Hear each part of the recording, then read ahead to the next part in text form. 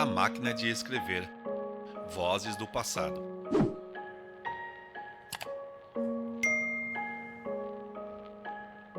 Imagine um mundo sem computadores, sem celulares e sem a facilidade de apertar a tecla enviar para compartilhar as suas ideias. Era assim que vivíamos no final do século XIX, enquanto um objeto revolucionário apareceu: a máquina de escrever. Essa invenção mudou para sempre a forma como as palavras eram registradas. Antes dela, tudo era escrito à mão, um processo lento e muitas vezes sujeito a erros. Mas com a máquina de escrever, as palavras ganhavam velocidade, precisão e um som inconfundível. O teclar rítmico que ecoava em escritórios, redações e lares ao redor do mundo. A primeira máquina de escrever comercial, chamada Scholes and Griden, foi lançada em 1874. Ela não era perfeita, as letras ficavam impressas no papel de forma um pouco irregular e as teclas às vezes travavam, mas quem ligava para isso? Ela simbolizava progresso e inovação. Nos anos 1920, as máquinas de escrever se tornaram indispensáveis. Secretárias, escritores e jornalistas dependiam dela para dar vida a contratos, artigos de jornais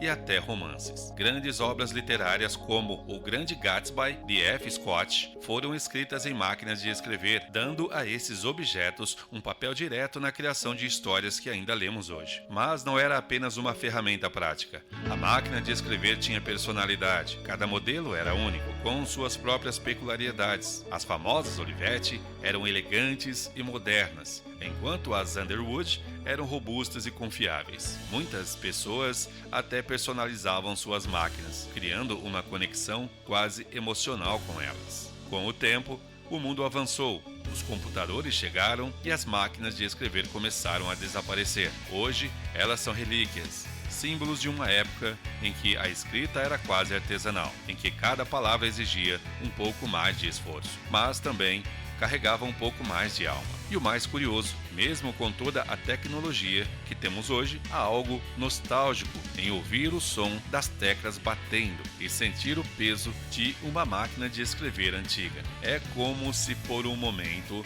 pudéssemos voltar no tempo e reviver o que era criativo em uma era analógica. Então, da próxima vez que você ver uma dessas máquinas, pare por um momento. Imagine quantas histórias, ideias e emoções passaram por aquelas teclas.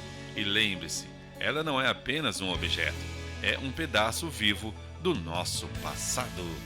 Gostou?